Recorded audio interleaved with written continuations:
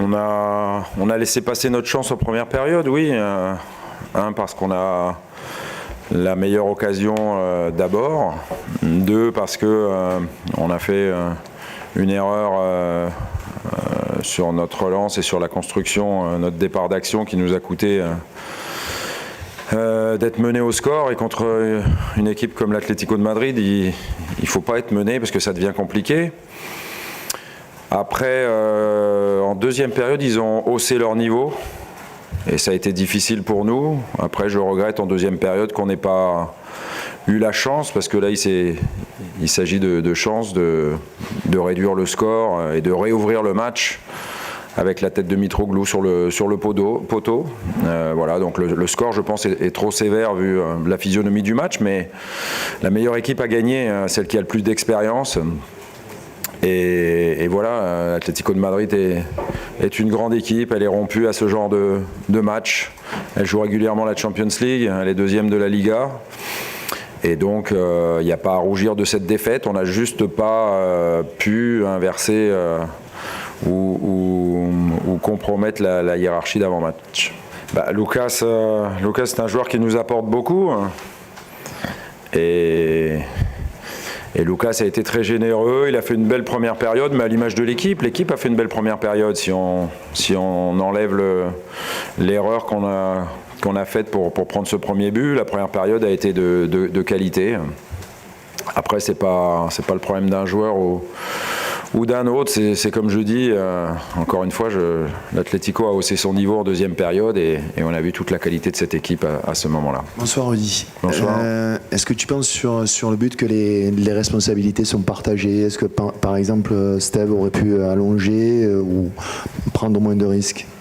Ouais, c'est pas très important parce que de toute façon le mal est fait et Griezmann en a profité, mais oui, je pense que les torts sont partagés.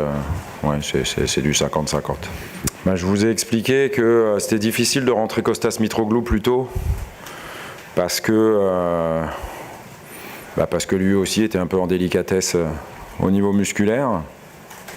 Après, n'oubliez pas qu'on a joué 61 matchs, c'était notre 61e match cette saison et c'est un peu normal que les organismes aient un peu souffert ces dernières semaines. Donc c'est pas le problème d'avoir eu un attaquant différent ce soir. Je pense qu'avec ce groupe-là, mais un groupe à 100%, on aurait pu rivaliser un peu plus ou un peu plus longtemps avec ce monstre qu'est l'Atlético de Madrid. Voilà, on n'a, comme je dis, pas su bousculer la hiérarchie et je pense qu'on aura appris aussi sur cette finale, parce qu'on parle des attaquants, mais on a aussi beaucoup de jeunes joueurs. On parle de Max Lopez, de Jordan Amavi, de Franck Zambo. Bouba Camara n'a pas participé, mais je pense qu'on aura appris. Donc on a envie de revivre ça et je pense que la défaite de ce soir en finale n'enlève rien à la formidable épopée de l'Olympique de Marseille. Je pense qu'on a su rendre fier le peuple marseillais et mettre une grande partie de la France derrière nous. Donc ça, c'est pas le fait de ne pas avoir gagné le trophée ce soir qui nous l'enlèvera. Donc moi, je suis fier des joueurs par rapport à ça.